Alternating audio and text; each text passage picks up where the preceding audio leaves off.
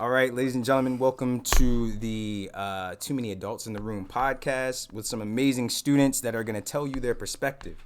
So, today we are going to be talking about school culture and the perspective of school culture from the students, which we feel doesn't happen very often. But before we get into that, we have to let you all understand what foundation we created in order to have this conversation, just in case you decide to continue this conversation by yourself. So, we have values and guidelines that we follow as a cohort. The values are things that should exist in this space, and the guidelines are things that we want to actually do as actionable. So think about it as if it's the what should exist here and the how we should make it exist. So a couple of these values, I'm not going to go into too many details so we don't waste time, is confidentiality. So in essentially making sure that what's said here stays here, but what's learned here leaves here. We make sure that we speak our own truth. All perspectives are welcome in this space, and we are essentially only listening to understand, not to respond to people. In this, respect can look very different depending on your culture. So we like to actually say, instead of respect, we affirm people's dignity in this space, because dignity is something that is human and that you cannot take away from someone.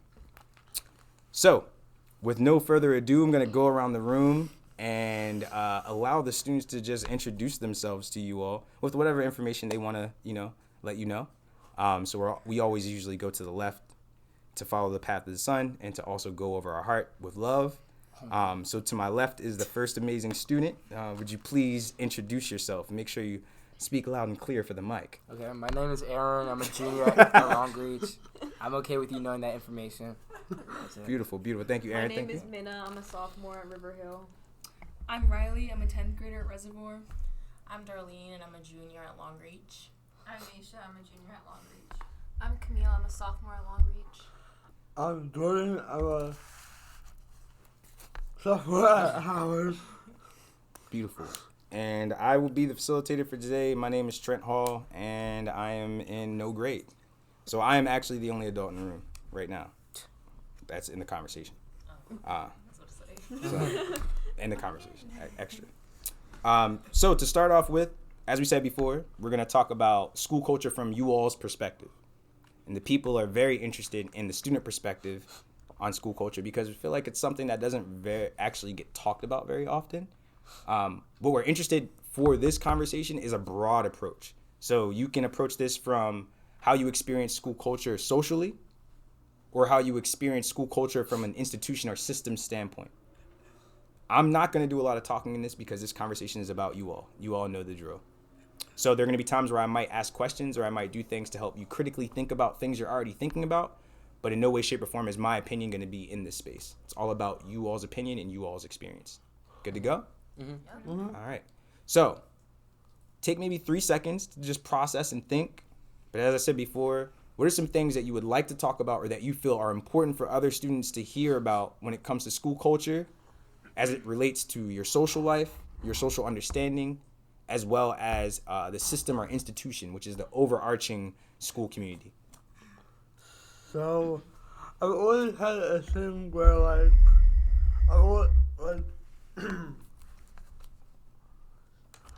so I've always thought that the language program doesn't have a lot of diversity. So, the languages taught at our schools are, at least in my school, is French, Spanish, German, and I believe Chinese, at least commonly. And not even Chinese is very not common. And it's only pretty much learned by Chinese students. And I feel like that doesn't make sense because there are so many minorities from so many different places in the world. Mira, do you speak a second language? No.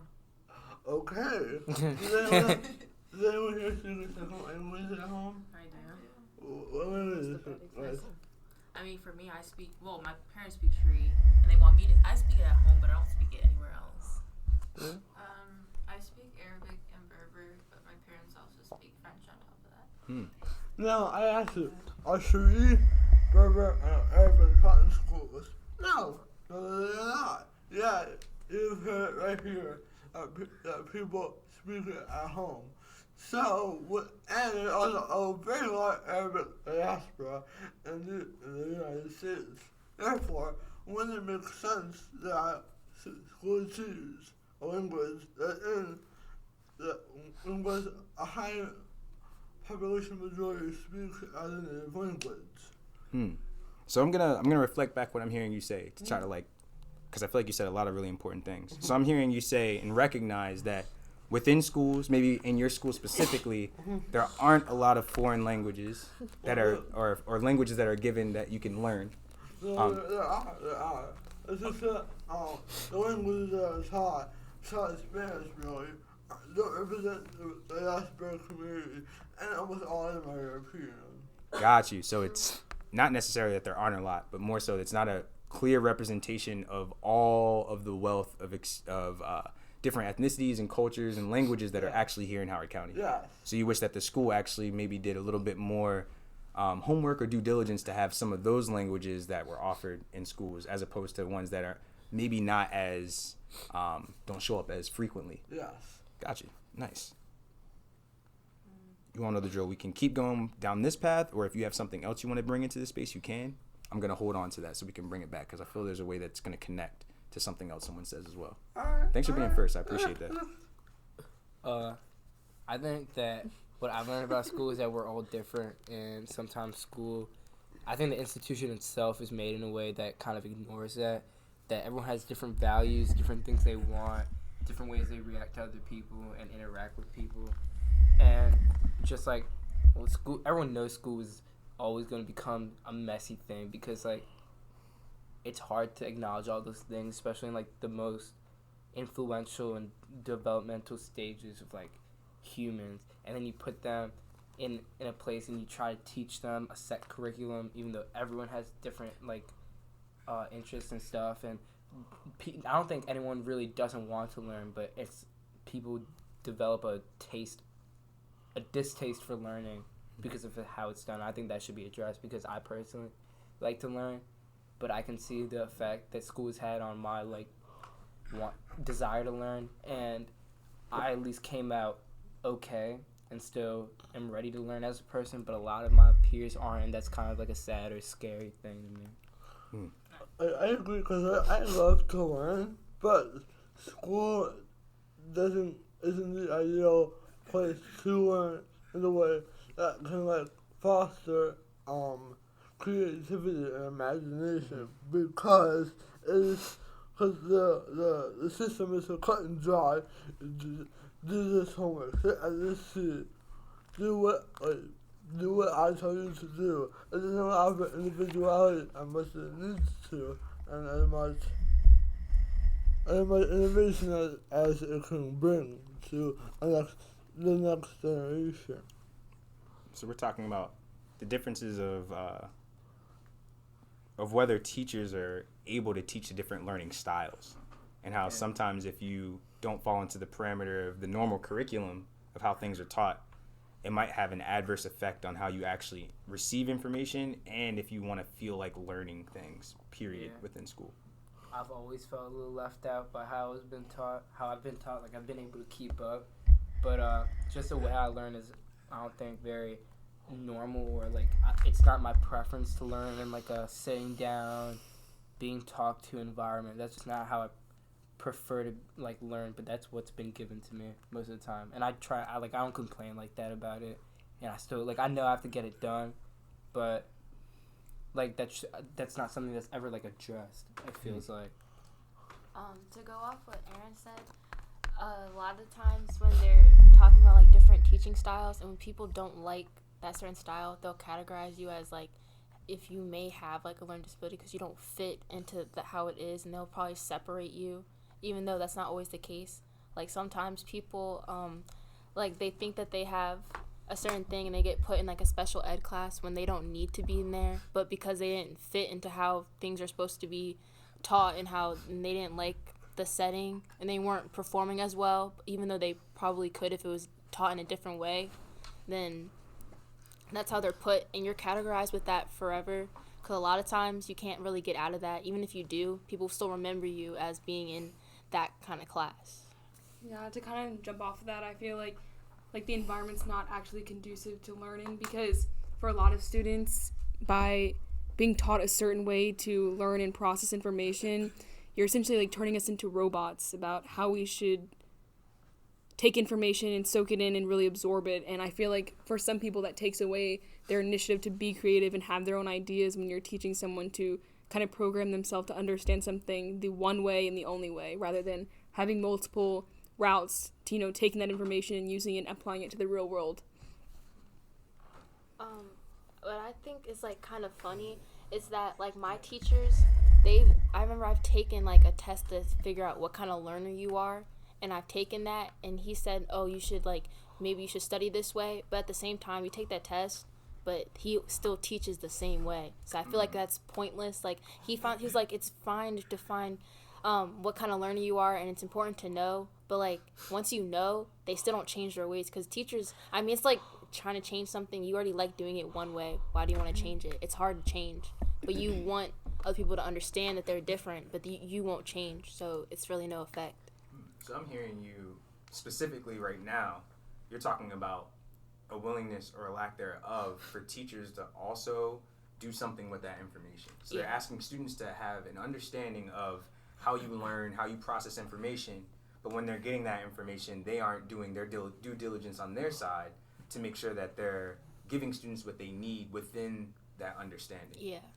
I don't feel like it's necessarily the teachers more the curriculum and the school system, because a lot of teachers want to help their students in every way they can, but the system, both on a county and national level, not even like Common Core, is the way schools were developed over time, does not allow for that, and that schools were designed to create factory workers, which at the time makes perfect sense. But 100 years later, that this doesn't work anymore.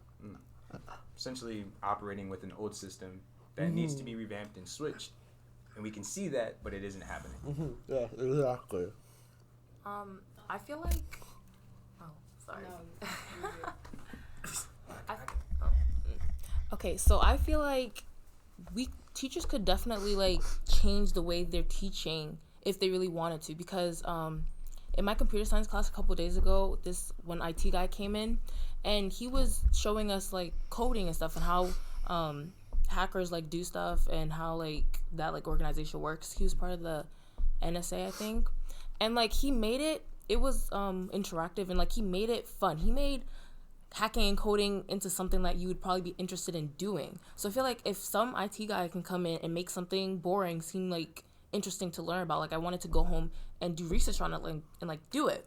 I feel like if he can do it, then teachers themselves, they can put a little more effort, because when they ask, oh, how do you learn, they make it seem like they're going to take that into consideration of how their lesson plans are going to be, and then they do it the same exact way as all the past teachers. So it's like you could improve, but you're just not doing it. Like,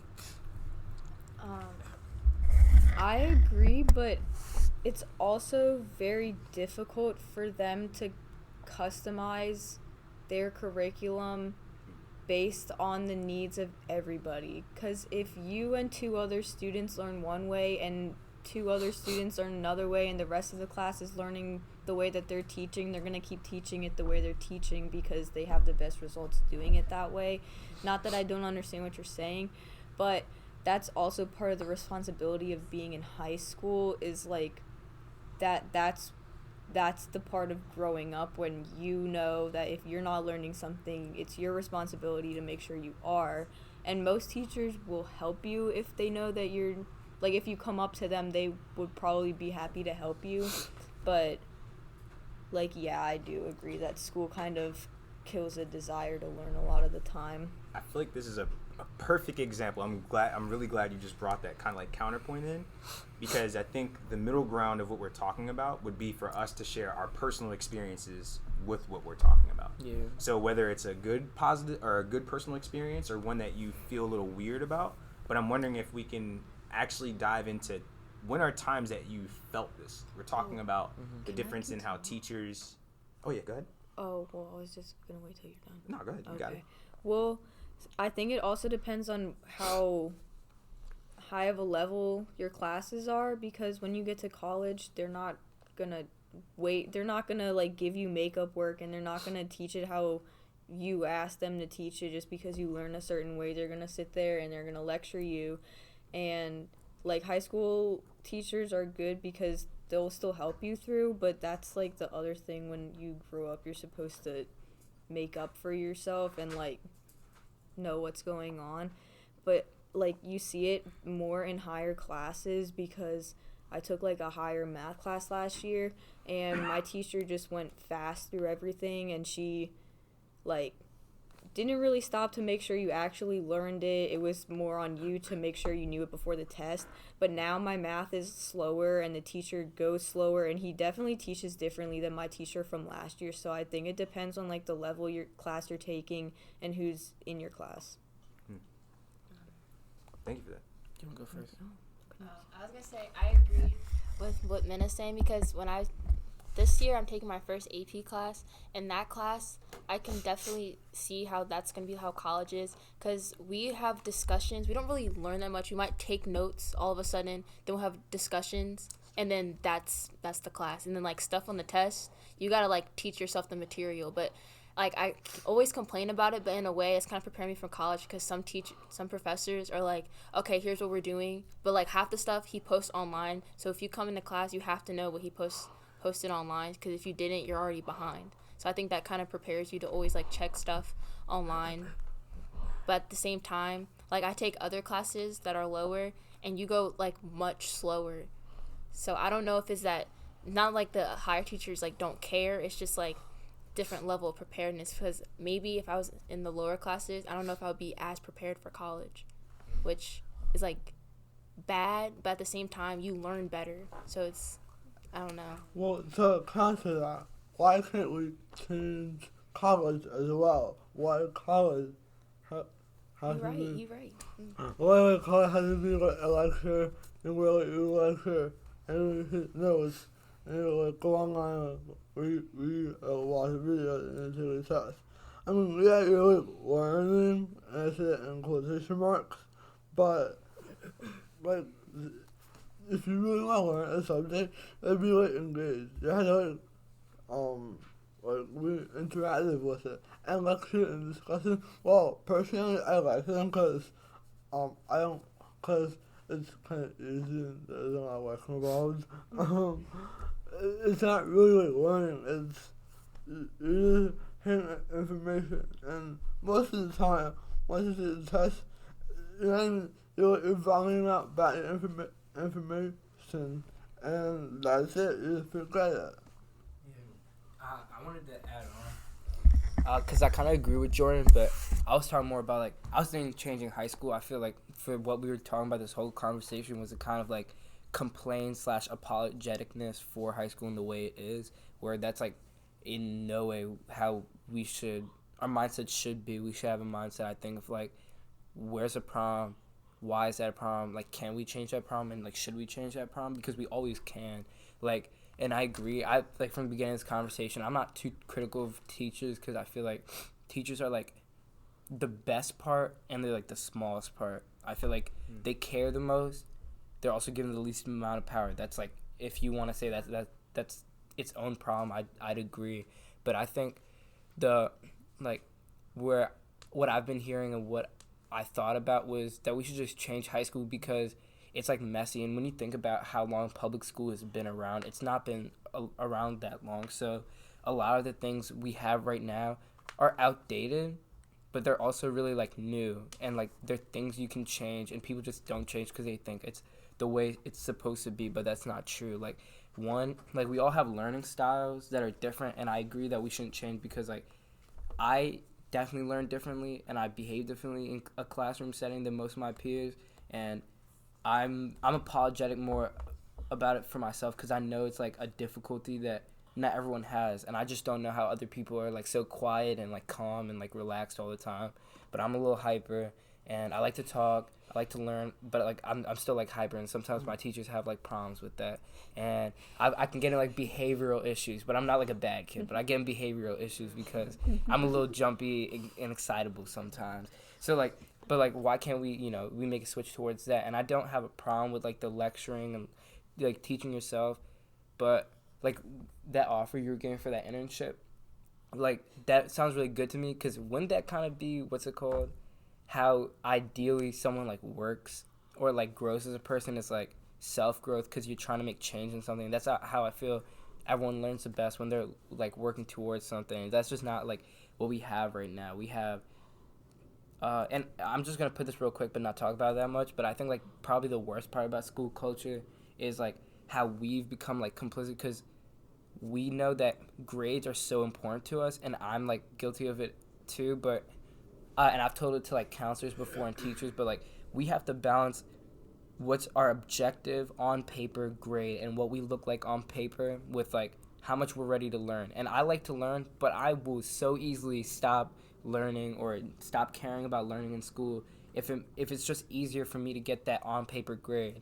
And like I feel like that's one of the biggest things that like plagues high school and that should be changed, is like where I haven't changed my behavior or like had distaste for school because I'm more worried about maintaining on paper like credentials, because at the end of the day that's the only thing you see. Like no one's gonna see everything you've learned in high school, but that's the most important part.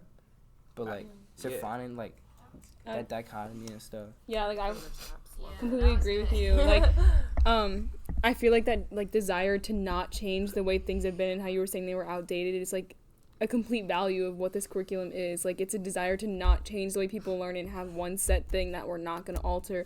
And I feel like by establishing that as something like that we make as a value in Howard County is essentially saying like everyone has to be the same person, everyone has to be developed the same way. And I feel like that's taking away from people's desires to do different things in life, and that's also one of the reasons why you see so much of the same thing coming from Howard County. Like so many people going to the medical field or the law field, but you just don't see a lot of people going into things like creative arts and just things that you wouldn't see in other places, because we focus on producing the same exact individual with the way we set up our curriculum and the way we value just not changing what we already know and not altering that. You're like totally right. Like a lot of times, like I remember like internships. I have an independent research class, and there's a thing like above it called intermental research. I swear, half of the interns are like law, like a third are like medical, and like another part are like business. I'm like, it's the exact same with a couple like topics and subjects. Like you're totally right about that. I wanna pause. I wanna grab something, and then I also wanna just remind you all we can't expand on this because it seems like we've been spending a lot of time talking about the system aspect and not as much time talking about social interactions, like how you experience school culture just between interactions of youth. But I think something that you all were pointing out that's really, really important that I want to capture is the distinction between like labels and how labels present themselves and what you're allowed to be when a label is put on you versus a difference of learning, diversity, and experience. I think what you all were speaking to is that within a school system, or maybe particularly in this school system, if you're not an academically rigorous kid, meaning you're not following the plan, then you get labeled with something. And that label follows you and then dictates how much you're able to learn and what you're able to get into when you go through school. That's not saying that we think that teachers are the sole reason or the problem for that and that they have to switch everything up. But what we're saying, it sounds like, is there needs to be a middle ground because it's obvious that the system, the way it is not working. So what things can shift? Yeah. That's what I was just hearing you all say. I think that a lot of people that are not as academically rigorous or not on that path, they do get labeled as being not as smart or not trying in school or something when there really could be like another reason. But I feel like a lot of the time they do play into that stereotype because I feel like there's a big difference in just effort between lower classes and like higher paced classes, because like in my math class one guy was talking about how he got a 9% for the quarter in psych, and he was like, yeah, I don't know why my teacher doesn't like me. And I was like, maybe because you got a 9% like for the quarter. Yeah. So like, and you have to like try to do that, like you have to try to not turn in assignments, and I feel like there's a big drop in effort and they just feel like, but I don't know if that's their fault though, because then they feel like if they've already been labeled as it, there's no way for them to get kind of out of it. So I want to hear, hold on really quickly. Yeah. Who hasn't gotten a chance to speak that much? You haven't spoken a word. Oh, I'm sorry. I was trying to. Okay. Liar. She didn't have no motion. So for the school system and stuff, I feel like it's not like changing and all that, because the results that are being produced, like work, like on paper, it just looks fine. Like people are getting good grades, and like more people are going into GT classes and all that, and like we have a 93% graduation rate. Yeah, and Woo! 93%, I believe.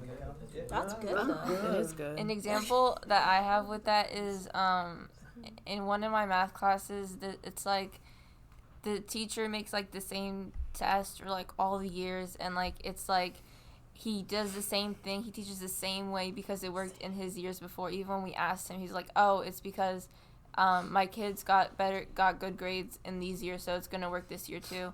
And it's like it's also like it causes like cheating and stuff, because they know that they were the test last year, so they can like get the answers and stuff. So like you're not learning anything, and it's like it didn't help me for like the next level of math that I'm taking now. And it's just like I wish that he like actually like taught us and like switched up the curriculum, because the way that he was teaching, like I feel like the generations change with like their learning styles too, just a little bit, even though like the main thing is like the teaching styles have stayed the same, but like he doesn't adapt to like the new kids and like incorporating stuff like technology in there and all that stuff.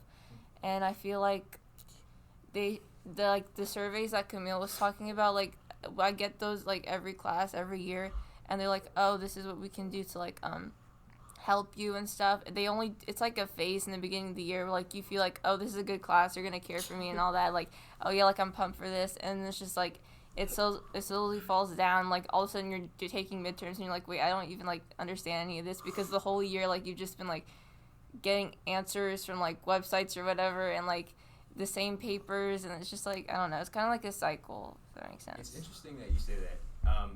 I want to offer something. Okay. From the perspective of someone who's went through college. What you all are describing is essentially what college a lot of the time is, which is you're getting information, it's coming at you so fast that you aren't actually learning anything, you're memorizing it. Yeah. You're memorizing it for the test. You take the test, you do good on the test, that information goes out of your brain. Then when you move on to the next... It comes back for 2 seconds for the midterms, and it's just like, go back. 2 seconds. I'm not even, let's be honest. I'm going to be the one to say, for my, at least my math midterm, I'm sorry, math teacher, but, yeah, I didn't do too well. All of my friends, midterm either for that matter. Actually, also, so how you said that the same testing way the sun works every year. Funny enough, my French teacher, we had it was a midterm actually, like for our class. Like, I don't know a lot of people did well, and we were all like, this was so hard, like oh, it's so difficult, and like my teacher was like, I gave my class the year before and the 2 years before. They did fine.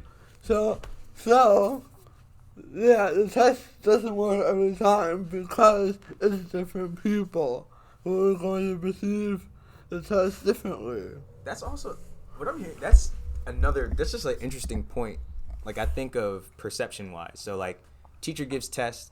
All the students don't understand the test, so the teacher says it's because y'all don't understand, because my last classes did fine. That's just like as a student, I can only imagine how that feels. Classes, they're like, Heck the class average for this class, like, you guys, like, my math teacher was like, oh, you guys are the best period, but, like, we're averaging, like, 60s. How is that your best period? I'm sorry, but, like, like, that's, I'm sorry. So I had a gov class last year, right? And it was like she would write on the board the percent of like what each period's like test average score was, and like it was like a pattern of like first period, like in the morning, their scores being lower than sixth period. But that was literally just because the tests were passed down from first to sixth, and they had the answer to it. And she'd be like, oh, you guys aren't studying hard enough and like this, and like you guys should like read she was like, the books, the tests are from your textbooks or whatever. And then she would like be so hard on us about it, and she would try to implement like different tactics that she thought would work, which was good, but like she didn't understand that it was because like the tests were being passed down.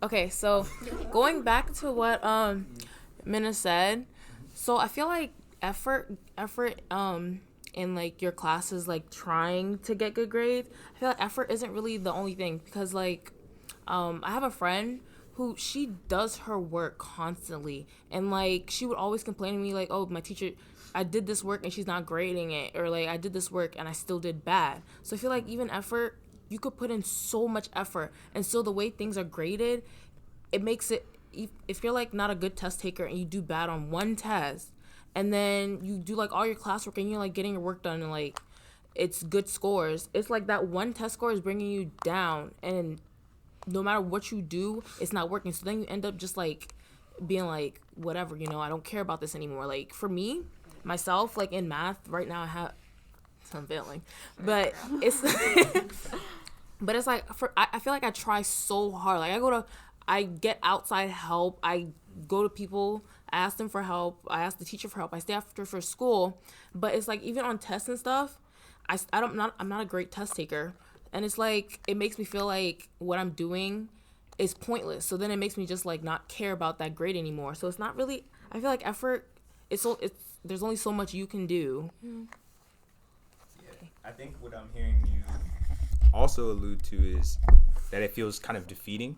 Yeah. If you are doing literally everything that your teachers or that the system is telling you that you need to do to have success, there's still a way that you could not have success. Mm-hmm. But there isn't a way that you're still honored in that. Because what I've been hearing us all say on some level is that there's a label put on us. Like, if you don't do good in school, you're labeled as a kid that doesn't care about school, regardless of if you actually care about school or not. And I'm curious, even from a student standpoint, how that affects the way that you all interact with each other.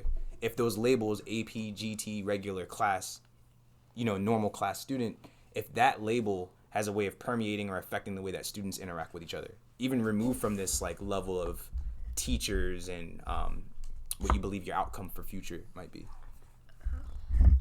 Well,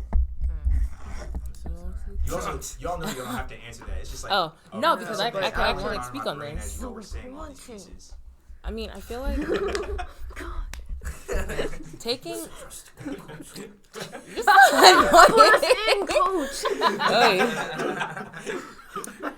I feel like it doesn't do much. It just makes your friends who are in lower classes have sympathy for you who's taking a higher level class, because it's like you're so stressed out and they're like taking a regular class, but then they might feel like, oh, I'm less than them because like they're taking such a high class, but then they might also be grateful, like I'm glad I'm taking this regular class and not this rigorous class, because they seem like they're having a hard time. Do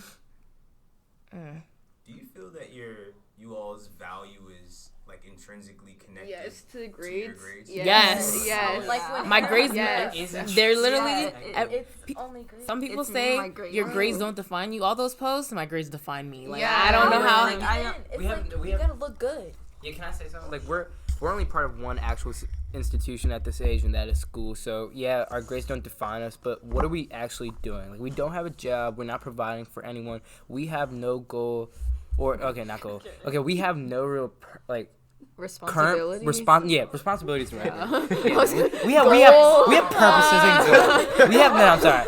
We have no responsibility. Like a mom. That's not true for a lot of people. That's what my mom said. No, we have because we But for a lot of people, that's not true. Like, I feel like a lot of people have to rely on other things. Like, some people, they might not do as well in school because they have to focus on other things, like taking care of their family or focusing on things like getting a job to support everyone else that, you know, they live with. And there's just other things that come in that play into whether people do well in school and what classes they take. And, I mean, some of us, like, I don't have a job. Like, you know, like, I don't provide for my family. But, like, there's plenty of people that probably could say the opposite and have to think about that as their first priority and what they're focusing on every day, all day, rather than, you know, what grade did I get on that math test. Yeah. I think it's hard to remember that because we live in a county where that is the most common thing. You don't have to provide for anyone and you don't have to have a job right now and your focus is school.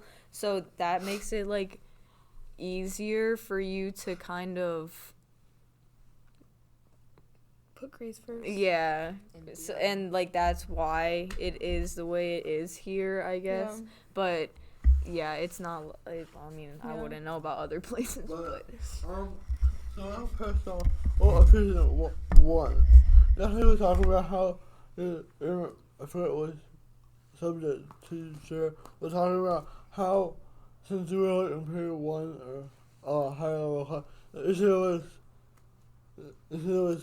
study the text, but more, well, I mean, those textbooks are very, very boring, if I'm going to be frank. And, yeah, all you do is give you information. You don't, like, really teach it. They give it to you. And a more recent discussion about how grades and work ethic. I'm gonna be honest here. I'm not I care about my education, absolutely. It's just I don't really show that. You care, but you don't really. I'm sorry, I only care so much. But Just go, Aaron. You know, like, I'll cry. I'm an empathetic person. I'm an sensitive. empathetic person. He's feeling it. I'm feeling it. I was just gonna It's say. okay, we can cry together. Come on. You're I'm sometimes. I've cried in front of someone. No, but, like, about the whole, like, interacting with people and, like, the labels, like, we have with each other academically. I was just saying, like, that's just something I don't carry myself with because, like, I just think that's ridiculous, honestly. But I do see that from my peers, especially, like, the real, like I'm in academically rigorous classes, but I'm not one of the kids that are in academically rigorous classes and consistently get A's. And those kids, I feel like, are really, like, rude or, like, what's the word? They're condescending towards, like, our peers. Oh my God, they're so patronizing. And one thing that I think, like, completely embodies me, and, like, you can ask my friends about it, is I literally will make friends with any person. Like, just. He could talk to a tree. I can. That's the funniest thing. Yes. I can, will, and love to talk to anyone because everyone is so, like, is different, and, like, I respect everyone's experiences because, like, I think the most important and, like, knowledgeable thing anyone has is their experiences because that's like just like everyone has their own truth. Like, nothing is more honest and real than someone's like experience because that's the only, like, view of reality / the universe. Like, nothing else really matters except how it's perceived. Like, if it's not perceived, it's not there. That was know we were all right. Lexing. Yeah, I love your personal take on that, but personally, I think as a whole of Howard, like, and Howard County in general, I feel like it's completely the opposite. I think that there is that division, and I mean, maybe, like, at your school it might be better because, like, you know, a lot of your peers are the similar in, like, mindset, like, that you are, but at schools like, you know, Centennial, River Hill, things like that, like, you see people who take AP classes or TT classes only associate people in those same general classes, and you see Wright kids only associate with Wright kids, and I just feel like there's no, like, crossover interaction because if you're never in class with them, you don't feel a need to associate with them. And I feel like because we have this giant gap that, like, marginalize people based on, like, what class they take, you don't feel like a need to meet people who might be different and can share other experiences with you that you don't get from people who are exactly the same and take the same classes and have the same experiences and perceptions from something that you're experiencing together, whereas you could get an entirely new perspective from someone who gets almost a different view of what school is like when they take different classes. So Yeah. Start like in elementary school. Yes. Yeah. Like y'all start When you're in getting. the grade reading group, Yeah. the highest. And and I was gonna like But high bring school's it back, but like basically that's what I was saying in the first place. It all comes back is because like, shoot, what was that? Oh yeah, like when we're testing people in and out, I don't think it's like a type of trying to marginalize people. It's like we have a system of how school works because so systematically we were saying before. Yeah. And then yeah. and you have to take tests in order to make the system work. You need people with To show similar this with similar like intelligences to be together because that's the only way you can you have to herd people when you're putting like a few thousand individuals, right? That's what our schools in Howard County look like. A few thousand individuals, every single one completely unique and different, and you try some way to teach all of them some type of unified like platform or curriculum. There's obviously going to be complications. That complication comes with now you're segregating people because that's the only way you are going to teach that many people at the same time is by segregating them. And now you're causing distinctions. That's what I was saying is like we have to change high school and making it about the individual. I've learned about how democracy is like this like amazing thing and how we're like out in the West we're like we have all these like nuanced ideas about like individualism and everything, except you always heard this as a kid, except in school you're supposed to talk out and democracy rules except in school, and that's only because how else are you gonna like teach us, right? But we can make a shift from that because like high school is a time where, as I said before, like we're developing, but we're also, I feel like I see it in my peers, even the ones that like lack in school, I can see like their intelligence, you know what I'm saying? Like you're obviously so much more different than just an 8th grader that like I've seen because you hold so much experiences, you learn so much at that age. So what like I think we should be like ideally high school, if I was to say the ideal way it should work in one sense is everyone should be building as an individual. Like when you can allow people to be different, then you should. Like when we were cavemen and like we needed to eat, everyone had to be a hunter or a gatherer.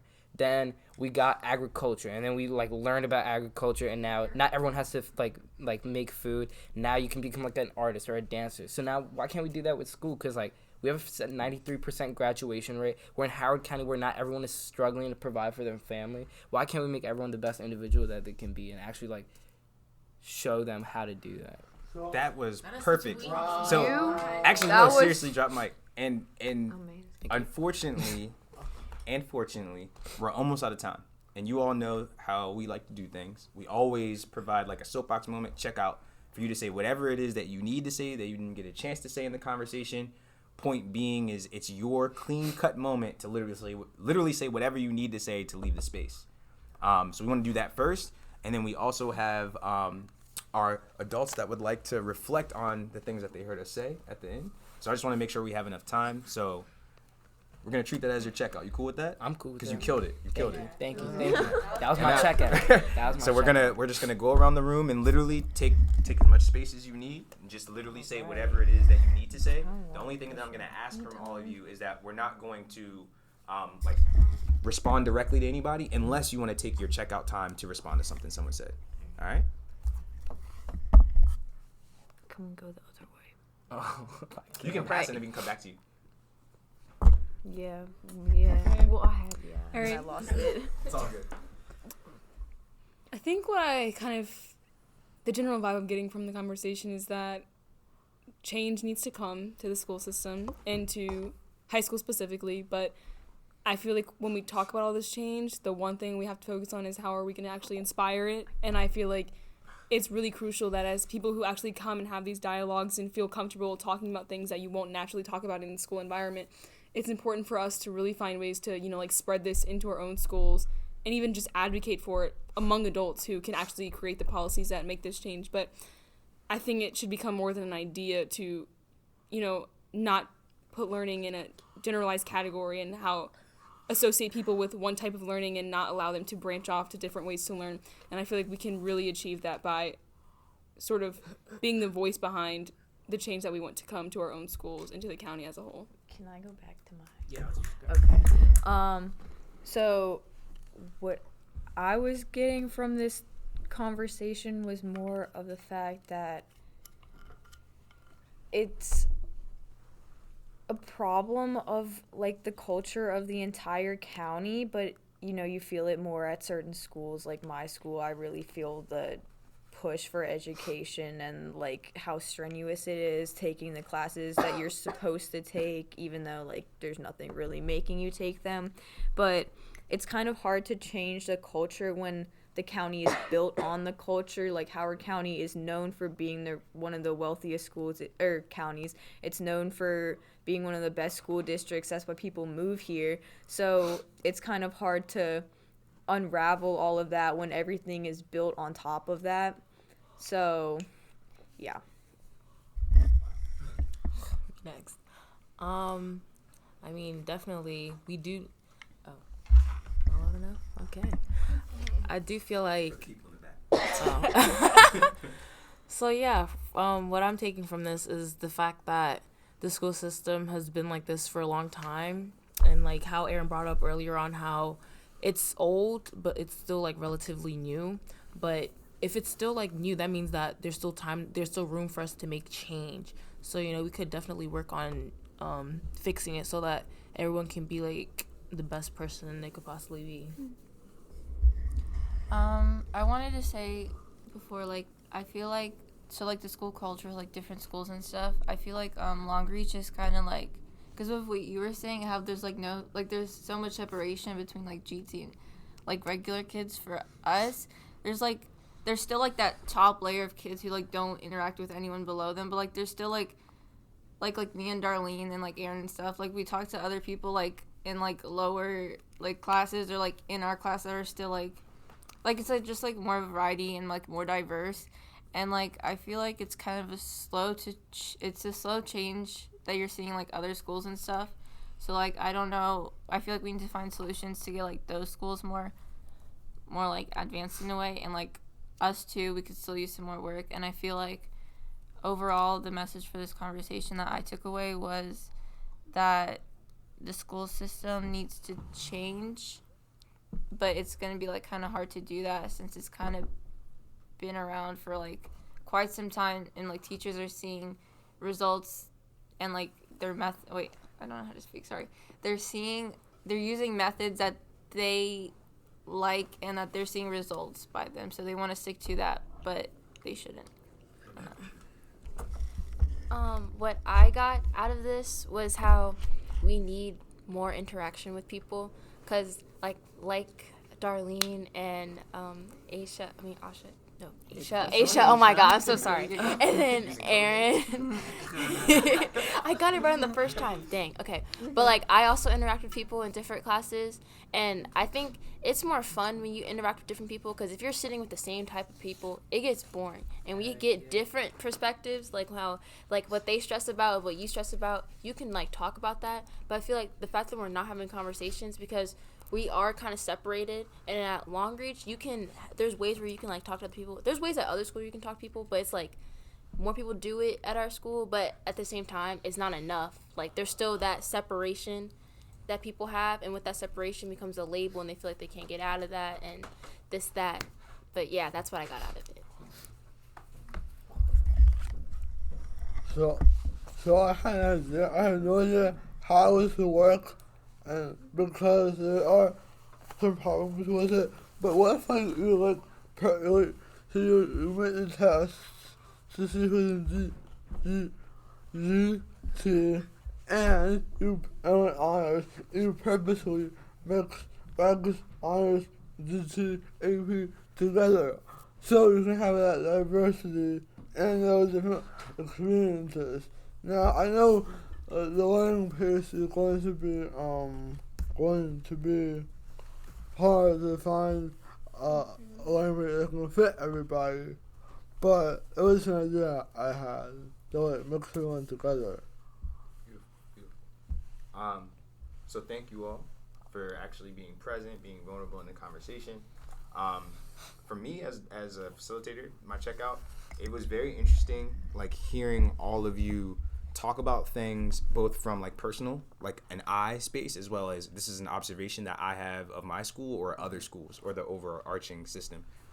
The main thing that I think I'm genuinely thinking about as like something that is important for you all to recognize is what needs to happen internally in order for things to change. We spend a lot of time talking about a system. And like in the beginning, I wanted to make sure that we had room for the social aspect as well as like the system aspect.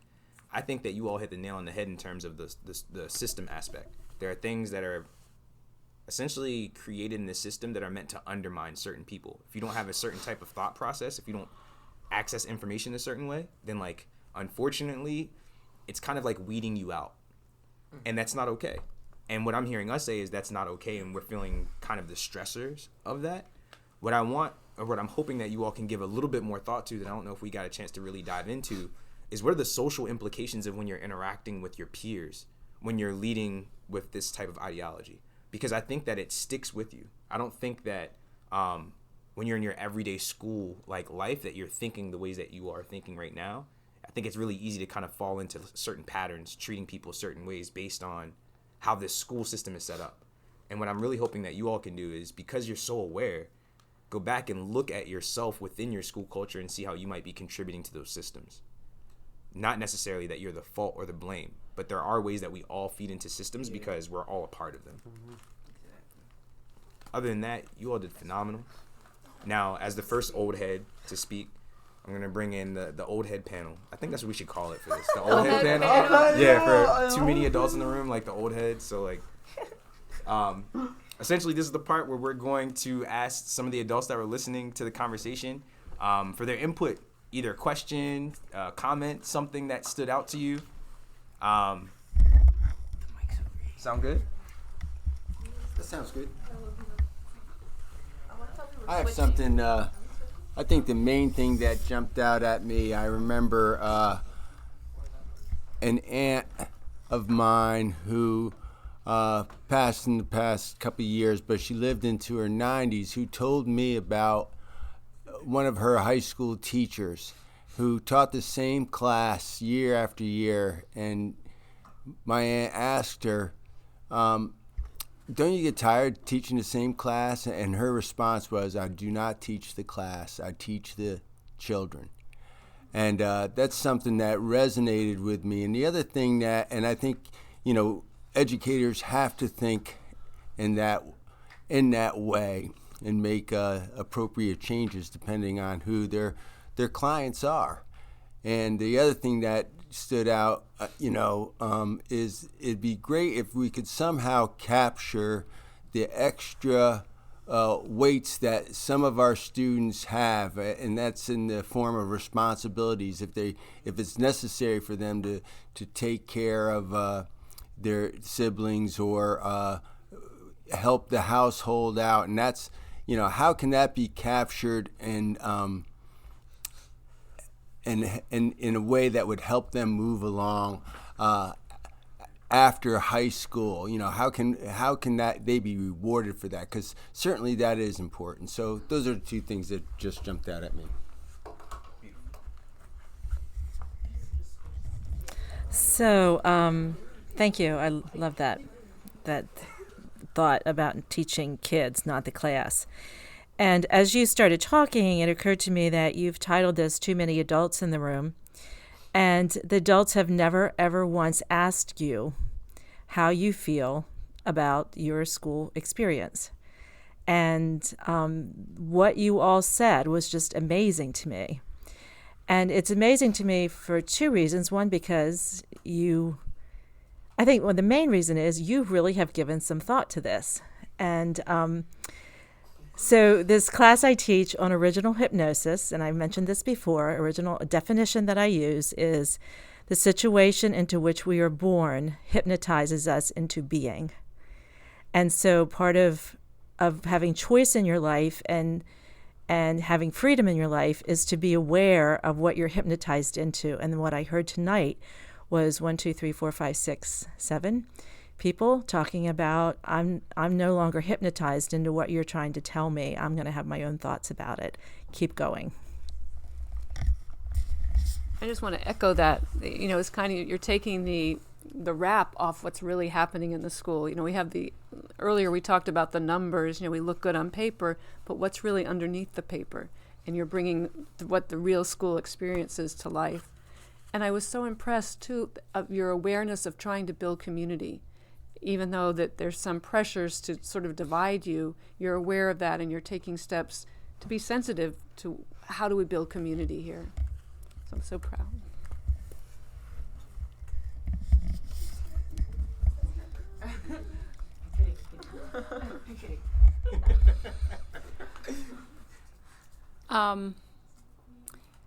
As I listened and thought about what each of you, your frustration, the frustration that you shared about how the education is presented to you, I am hoping that the adults who hear this podcast will recognize that the testing environment that pretty much is driving the way that teachers have to teach is a problem. As an educator myself, I know how I use those learning style inventories that they give at the beginning of the year with every intention of laying my class out to meet those needs. But then you look at the needs for the curriculum and you've got to cover so much material. And it does not take into account the time that's necessary to cover that material and also meet the different styles of the learners. And so teachers are stuck with this pace that they don't design, and they get all the blame when it is the testing culture that's created it. And unfortunately, until places like Howard County stop putting all their hopes in these test scores, is going to continue to be that way. And so you all can change it, because you all, even though you're soon to graduate, you will soon be parents, and you can advocate for change. You can advocate for change now, but you can also make the change for your own children by resisting the call for test scores. If you buy your house based on test scores, what do you think is going to keep happening? Test scores. Test scores. They drive everything. Well, that was beautiful. So this was our first official podcast for Too Many Adults in the Room. Party people, anybody want to say goodbye? We don't have like a cool like ending yet. We need to have an outro. Yeah, we need an outro. An outro would be cool. Editing team, outro. That'd be a new. All right, well, we'll catch you all on the flip flop. Yeah. That's the outro. Yeah. That was